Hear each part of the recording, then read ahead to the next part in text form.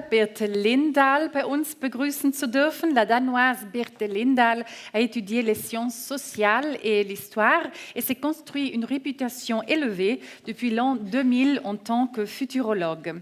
Elle est la futurologue du Nord de l'Europe la plus souvent citée.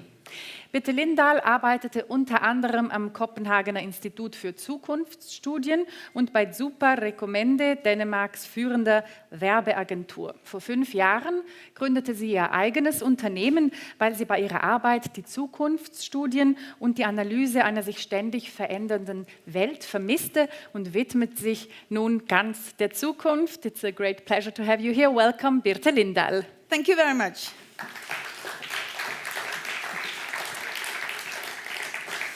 Hello everybody, it's very nice to be here in Switzerland and Zurich. It's a very nice town. I have the pleasure to talk to you for the next 13 minutes and we're going to talk about the future. First of all, I have to say that we do call it future research or future studies, but actually you can't study the future because in a scientific understanding the future really doesn't exist. So you shouldn't understand what I'm saying here is like it was science, but I will spend some of the time telling about the methodology, how you can say something intelligent about the future. I also have to say that I am actually somehow a specialist in being a generalist regarding the future. I'm not a specialist in talking about the future of radio. I guess you are the specialist of the future of radio, but what I'm going to tell you the next 13 minutes is about what is happening around the future of radio. The agenda for the next half hour is why should we relate to the future, how to understand trends. Then I have taken out 4 of the most important mega trends and 4 of the most important imposing trends. And then in the end there will be a conclusion to it. What does that all mean for the future of radio? First of all, why should we relate to the future? I mean, the answer is quite simple, because you can change the future. Years ago, there was a lot of people thinking that the future was some kind of fixed thing. There might be a God somewhere defining what the future is, but it's not like that. The future is neither, a big train coming and driving very fast, and if you don't jump into it, then you're lost. The future is something you can influence. Every day when you wake up, you can decide yourself, oh God, you're gonna take the car, you want to take a bicycle. You can decide how you want to teach your kids. You can decide about you want to buy organic milk or you don't want to buy organic milk. You take a lot of decisions every day which influence the future. So the future is something you can influence, and that's why you have to deal with it. Also, what is happening right now is that things is going faster. So if you're not dealing with the future, if you don't dare to see into the future, then you might miss some possibilities. And suddenly one day there will be threats just in your face which you can't handle on because you are too long to see that change were happening. When we're talking about future studies, it's very normal to come with all kinds of statements regarding the future. Here are some of these statements. It's quite interesting statements, and we hear these kind of statements in the media and the discussions all the time. I wouldn't say that these statements are wrong, but what is happening with these statements, or what is true about these statements, are that people are taking only one variable and they're trying to define that future. But what is happening when we are looking 30 years ahead or 50 years ahead is that it's not only the numbers of people who are changing, the society around is also changing. So what you really have to be aware of when you're talking about the future is that it's not only one variable changing. If you're talking about the future of radio, it's not only the radio and the technology behind the radio which is changing. The way people think, the way people live is also changing. So you have to be careful with these kind of statements regarding the future, because there's lots of things changing in the future. It's not normal to talk about the future and to dream about the future. Here are some of the biggest and most world-famous novels about the future, and you can even see there from Jules Verne's in 1865 how they were having an idea about the future. But what is interesting when we are talking about the future is that science and technology always surpass imagination. As I said before, you have to realize that it's not only one thing changing. This is a picture from the 50s, and they're supposed to see what the future will look like in year 2010. And what is interesting with this picture is that somehow they have been very good at describing what the future will like, especially if we look into technology. They have realized that we will have screens. They have even a helicopter. We might not be that far. We have drones instead. But what is missing in this picture is that they haven't realized that the pattern of sex has changed. You know, the sexual rules in the house, that women, they go to work, maybe not in Switzerland, but in most of the Western world. I mean, the women with kids, not every woman. You have to realize that there's a man standing there and smoking. I mean, in the 50s, they haven't seen that our whole relationship to being more healthy, that the whole mega trends around health will happen. So the point with taking this picture is that you have to realize that a lot of things is changing, not only technology. But it seems that every time you're talking about the future, technology is often the only thing you're talking about. But you have to remember that technology is not the only thing changing. Everything changes. But what is very, very interesting here, now you really have to listen, is that though people's basic needs might not change over time, and some basic need for people are to have food and to have warmth, but it's also to have love and community. Change is a part of modern life, but what is actually happening right now? What is the big change of tomorrow? I'm going to tell you about that now. When you should talk about the future and you should talk about how it's going to be, it's very modern to talk about trends. Within the last 10 years, everybody talks about trends, and almost every day when I read the media or I see the media or see news, people are talking about trends. But one thing which is very eager when you are a specialist in the methodology behind understanding trends is that a lot of people, they really don't know a lot about trends. So they count everything a mega trend and something they call a micro trend. And one day they said, oh, globalization is a big trend. And then on the other side, you can read that the thing that they put liquor into all kind of food is also a trend. And then somehow the thing about globalization and the thing about liquor becomes some equal kind of trends. But of course, we all know that the globalization as a trend is much more wide, much more important than the thing about liquor and everything. So, as a futurist dealing with trends on a professional level, we are trying to make some kind of methodology. We're having a methodology where we're trying to understand trends. And the methodology that most of us is using is, I'm trying to picture here in a quite simple way. What we have to realize is that megatrends is the most important tool of being a future researcher. And the thing is that, especially when people are talking about trends, everybody wants to call everything for megatrends. But megatrends actually have a very, very strong definition within futurology. A megatrend is only a megatrend if it affects almost everything. You can also call megatrends a dynamics of change. I will come later I'll come back to what kind of megatrends is very important. We can, as example, say it's a trend right now that people want to buy organic food. It's a huge trend, but it's not a mega trend because it doesn't affect everybody. But technology, individuality, and the search of more sustainable future is a mega trend because it almost affects everything. But I have this way of this methodology. First, you have the mega trend. That's the most important thing because they are kind of the motor for the smaller trend. Then you have a trend which is called more specific mechanism of change. It could be that you buy organic food. It could be that you eat more takeaway. It could be that you are using your mobile device. Then we also have something called upcomings and gimmicks. This is, small phenomenons, small trends, which you don't really know about what will happen here. Will it be something? And then finally you have things and phenomenon, which is isolated phenomenons. And here we have some liquid powder, because the thing that you put liquid into something is a phenomenon.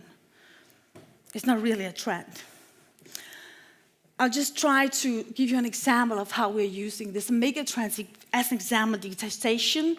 Then you have a trend, which is result of the megatrend. This is the Internet of Things.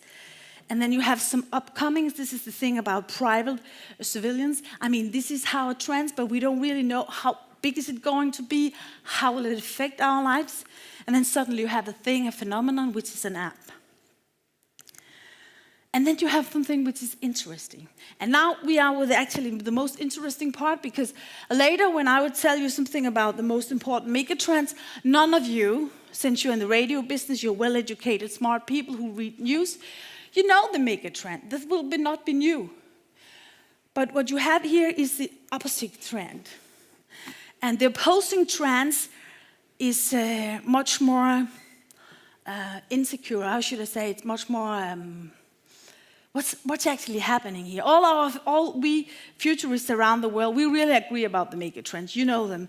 But these opposing trends are much more difficult, because something is here, but what is it? And what is really striking with opposing trends is that somehow opposing trend is a critique of a megatrend. Because a megatrend like urbanism or more wealth, I mean, sometimes when you're listening to the way we speak about them and we take them for granted, we think, oh yes, urbanism has been here for years. Of course, everybody will move to the big cities. But then you have this opposing trend where something else is happening. And I'll show you now some of the opposing trends. But first, what is the most important megatrends for the time being? I have taken 16 of the most important megatrends. I could also have taken 24, but then I need another list, so I just took 16. And those I have highlighted are those I think is the most important for the future of radio. But then you have these opposing trends, and that's really where it becomes interesting. And I have a list of some of the 16 biggest opposing trends seen from my point of view. There might be quite some future researchers who agree with me, but there will also be room for discussions about this. It's not so fixed as the megatrends. And those I have highlighted regarding the future of radio are community, offline, anti-me, and disruption. What is the most important megatrend when we are talking about the future of radio? What will change the future of radio? The first of the four one is technology. Technology is a huge megatrend and have been it for years. Right now we are seeing that the robots are coming. On my way to Zurich, I just read 2 books, and they're all talking about this new technology change. And even these 2 books were not the same author, or one was written in America, another one was written in Denmark. They all say that a lot of the jobs we are having, they will change. Some of them actually say that half of the jobs we are having today will not be there in the future. I don't think that figure will, I think it's a bit too high, but a lot of things is happening with this technology. We will have new energy sources, we will have drones, we will have self-driving cars, the biotech. Well, what's actually happening when we have the self-driving cars? Do we want to sit and read a book instead of listen to radio? Because we just heard radio is what we are doing when we're driving in a car. Oh, and what's happening with these driverless cars? Will we ever come? When are they here? Actually, the technology is already here. What we are waiting for is that the governments, they have to figure out the rules. They have to figure out the legislation of how should we actually code this car? How far should it go? And how should it decide if an accident happened? Should it decide to save the kid or save the driver, as an example? But these robots are coming. There's a lot of technological change right now. And a part of this technology change will also affect the future of radio. I just want to hear you. Are you ready for the technological change? Are you ready for driving in a driverless car? How many of you are ready to go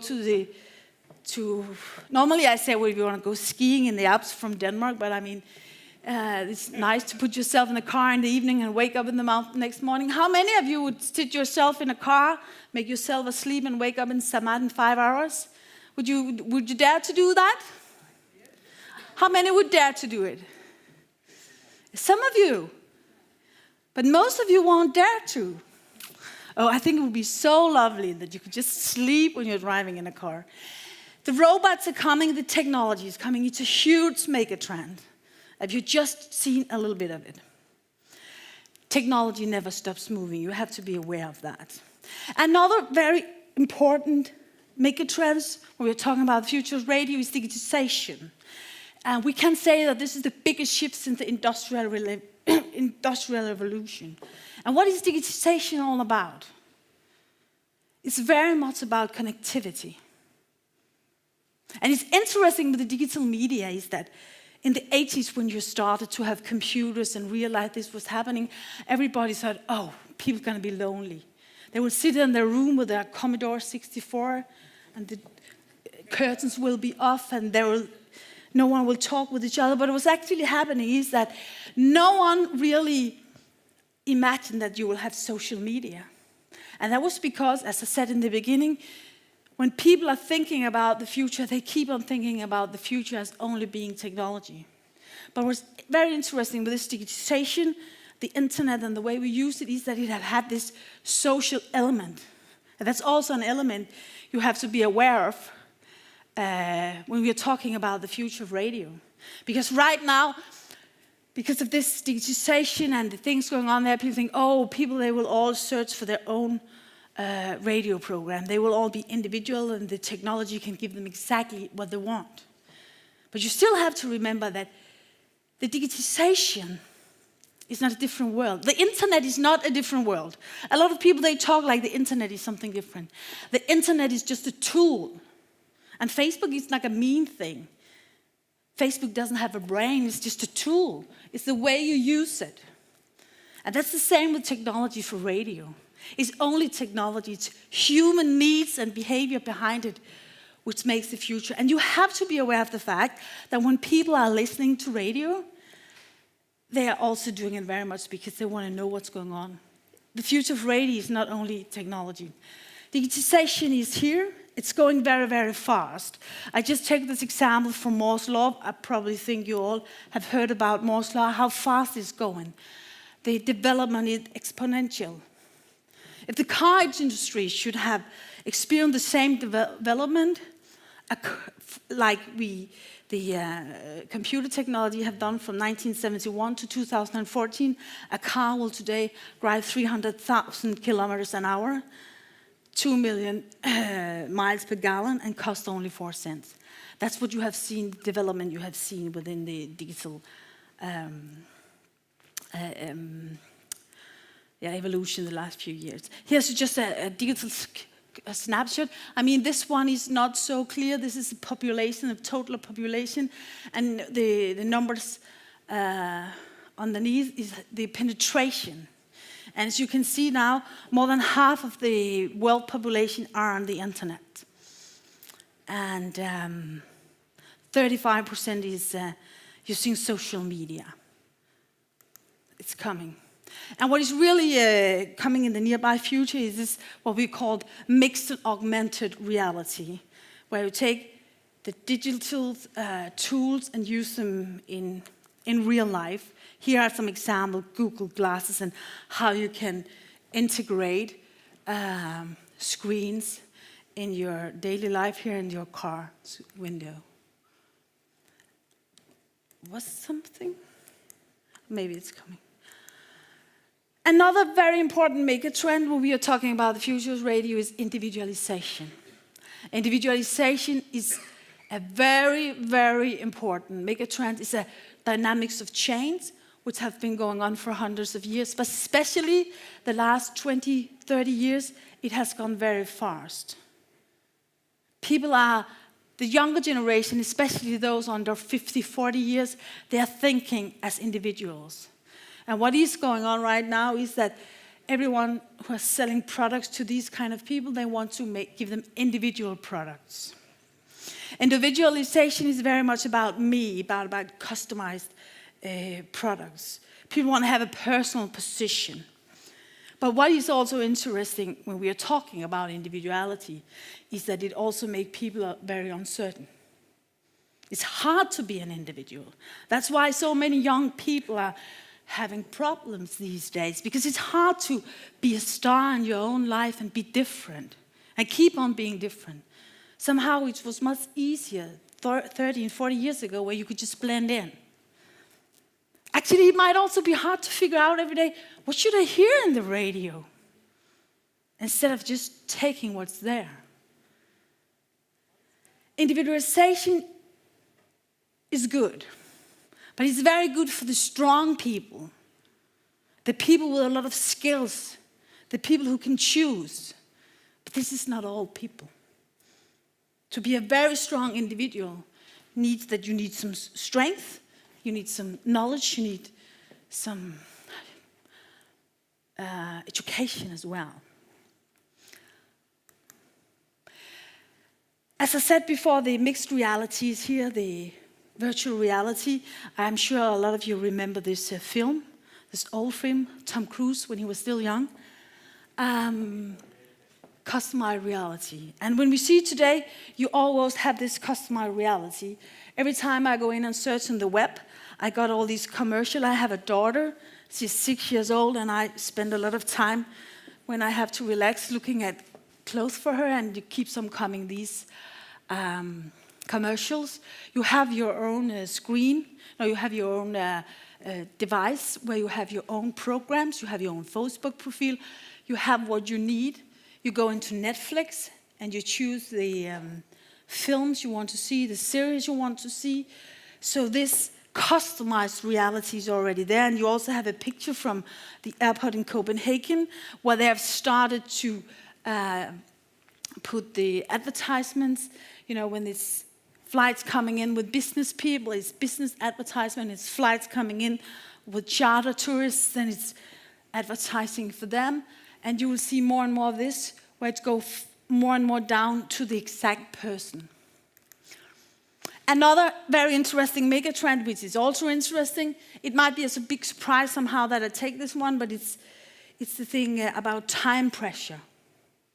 Modern people, they're very busy. There's so much they want to do. They want it all. They want to have a career, they want to have family, they want to do a lot of sport, they want to travel the world. They want to optimize their life. And that's a very good reason for a lot of people to choose the radio programs they want, because they want special knowledge about stock exchange or health or politics or how to make a better cake. People are greedy and then they get stressed. They want to be effective. They're part of the hamster wheel somehow. And you have to realize that how and when people use the radio is in a stressed world for a lot of people. They only have 24 hours a day. They might live a little bit longer. And especially the very modern, the strongest of them, they're very keen on what are they using my minutes for. But we also have to realize when we are talking about this time pressure, there is something called actual time. I'm sorry that you might not see these because it's very small. It says actual time, it says mental time. The actual time is the minute you're passing by. And you might actually have 3 minutes to listen to the radio. But if you have been in the office for 8 hours, discussed with a lot of people, you have to realize you have to go home and cook for 3 kids because your wife is for yoga, you might not have the mental time, the mental energy to listen to the radio. So you might turn some music on, or maybe you will just shut everything down and just want it to be quiet. So when we're talking about megatrends and time pressure, it's very important to be aware that there is this difference between the mental time and the actual time. And what is the opposing trends? I think these 4 megatrends I just presented for you, I think it might not be of any big surprise for you. But what is the opposing trends here? And how can these opposing trends affect the future of radio? One opposing trend which is quite strong right now is community. Or I might better say the longing for more community. Especially the young people, Generation U, Generation Z, those who are under 30 years. They are lonely, a lot of them. I mean, they might not be lonely in that sense that they don't talk with their parents, that they don't have friends, but they don't have a lot of strong communities because they have to choose all the time. They have to choose about they want to be a hippie or they want to be a football player or they want to be one in a shirt or they want... Modern people are living in tribes. They're not giving community as for the older people. They were born into a community, into a village, where almost everybody was the same. Today, people are different. And what you see with young people, and you also actually see it with olders, that they are longing for communities. Those who are born around the wartime, they have lots of communities. They go to parties and they meet each other because they're born in a traditional world where community was something which was just there. But then after the 68, people have spent a lot of time taking away all the rituals, the community, and today you have to choose. But it's difficult to choose. And then we end up again that being an individual, a strong individual who can choose whoever I want to be a part, who I want to be in the community with. It's not that many people who can choose that. So there is a longing for community, and that's important when we are talking about the future of radio. Because what you probably have realized when you're listening to Spotify or you're listening to an ebook on the way home in your car, you can't talk with your wife or your husband or your kids about it because they haven't read the same book. I think that when we're talking about the future of radio, I think here you really have to see what's going on here, because the idea that everybody in the future will pick the radio exactly for them, I don't believe in it. Because people need something in common. And they need something which is not there. No, which is just there, that they don't have to choose for.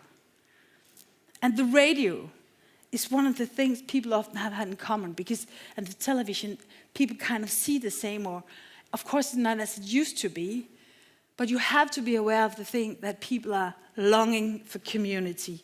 They want unity, they want roots, they want meaningfulness. Because loneliness kills, and especially among the young people, you have a lot of statistics about that.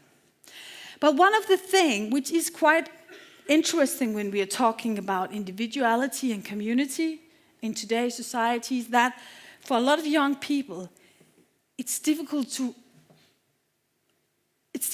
know how they should establish and maintain a good community. It sounds very banal when I say it, and you can think, but it's not difficult.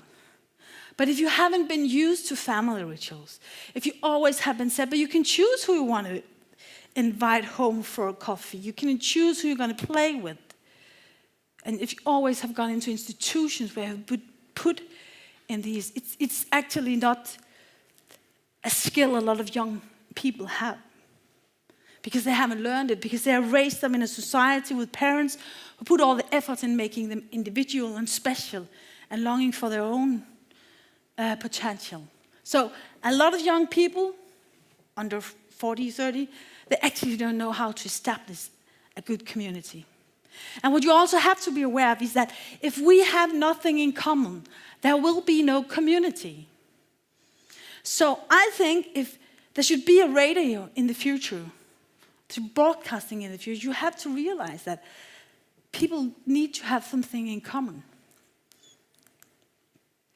Another opposing trend is this I'm going to call anti-me. For years, there has been this focus on the individual. As I said, individuality is the mega trend. That's what's going on in the whole of the Western world and also starting in the developing world. But what you see right now is this trend from underneath that people, they don't want to be special anymore. It's so boring to be special. People want community. So you see this search for anonymity, for privacy, for community. People will be allowed just to be themselves. Because the thing is that we go around and say, oh, we want individual people. But what has happened within the last 10 years, especially among the young, is that the norm for what is good is being more and more smaller. You have to take higher education, you have to look a certain way, you have to use a certain brands. You cannot even play in a brass band or be something spider or something, because that's what the ideal. So somehow you have this individuality, the idea of individuality, but at the same time you have these young people who are fighting just to be themselves instead of living into this idea of individuality, which in the end is a very narrow ideal of how you should be. So we have this opposing trend, which is going away from the individual and looking for community and looking for more, I call it anti-me, anonymity. And you see it actually, there's a lot of examples on it. I just took one example. Here is an app you can use, so you can go on the net being an anonymous person, so everybody can't see who are there. I will also state these two books. This is a local story from Denmark. The man here, he's a professor in psychology, and he's one of the most popular people in Denmark. He wrote these books called Hold On and Standpoints, which is a kind of,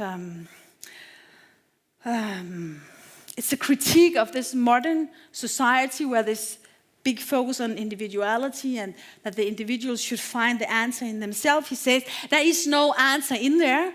The answer is in the communities, what we have always done. If you want to learn something about life, you should read books. You shouldn't go to a coach.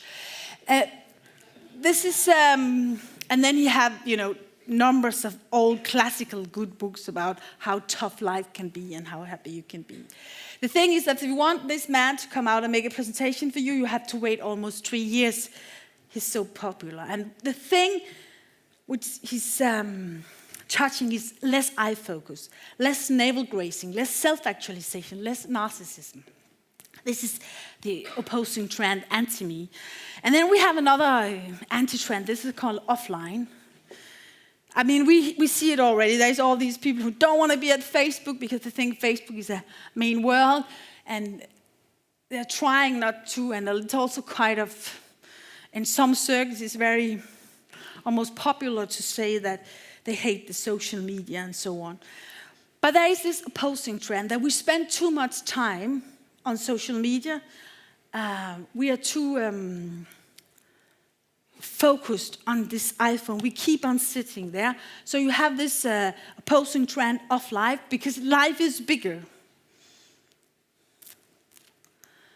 And I just took this, this is a novel written in San Francisco. I hate the internet.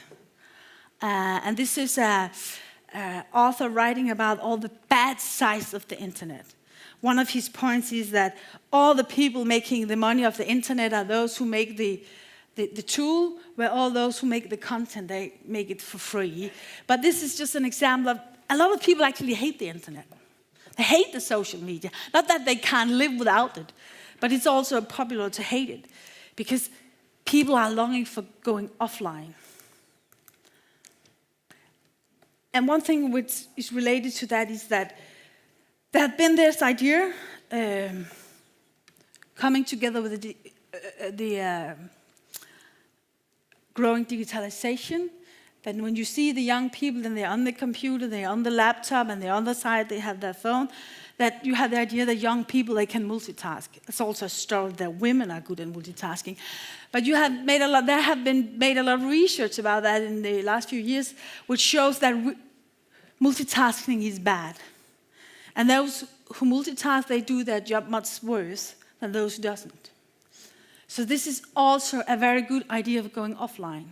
If you want to be more effective at your office, you should say, I can go on social media between 8 and 9, and then you should shut it down, and then you should go again, maybe between 8 and 9 in the evening. And then you have the whole day to concentrate about your work. And you actually see more and more companies shutting down for some of these social media things, so people can't sit there and be distracted when they have to do their work. Because the greatest gift you can give someone is attention. And the best way to insult someone is to ignore them. You have to think about this next time you're on a cafe and you're all sitting there with your little mobile device. The last anti-trends I have taken, the opposing trends I have taken with is what I call disruption. And you can, of course, discuss about, is it really a opposing trend, or is it going to be a real trend? but it's quite a difficult word. I have taken it as an opposing trend. We see disruption everywhere. Disruption, they want to change. We have to rethink, reinvent, and reposition. And that's also when we are talking about the future of radio. This is 10 of the most well-known disruptors. Spotify, Netflix. You've seen how these new services have changed the way we use media within the last 10 years. What is actually interesting here is that, again, it's the technology which are driving this. And sometimes when you have more physical products, you can think that the development is only technology. But what is interesting here is the technology as a tool to giving people what they want. It can also be milk for your morning food that can be disrupted. The way you got the milk, even if it's still milk from cows, it's just the logistics about how the milk gets to you. One of the things I will mention when we see this list is that if you take, as an example, take the normal book, it's interesting because everybody thinks, oh, we don't gonna have books in the future. We're gonna stop having books because we can get them on these services much cheaper. But the funny thing is that people keep on buying books. And new research actually shows that when people read a book on the screen, or if they're listening to it, they can't remember it as well as they're reading books on paper. And about this is about cultural behavior or tradition, or there is something in it. I wouldn't say about this. But the reason why I'm telling this story is because sometimes when you are looking into the future and you're seeing technology, then you think everything will be taken over by technology. But there's lots of examples of technology which have not been a success. I mean, in the 80s, they started to make a machine who could make coffee, so when you wake up in the morning and go down to the kitchen, the coffee would be made. But none of us are having such a machine, because that's not really what we need. So you have to be aware of the fact that we have very great technology and digital opportunities for the moment, which might disrupt, but they might not disrupt everything. And the big and interesting thing is, how is it going to disrupt? And therefore, you have to realize, what is the basic needs of people? Do people really need this? Can it make a positive change in people's life?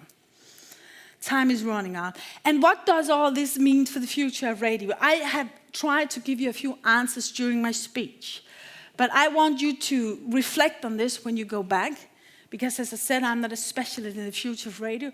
I just want to give you this input of what is actually going on around. There was a lot of more opposing trends, a lot of more mega trends we could have talked about, but this was just a little snapshot. What will he be listening to in 2025? That's the question. And finally, I have a few conclusions. The future is something you can influence. All of us can influence it. The future is more than new technology, and you really have to realize that when you're talking about the future of radio, because when you read articles about it, when you hear people talking about it, they're so keen on this new technology and what it can do.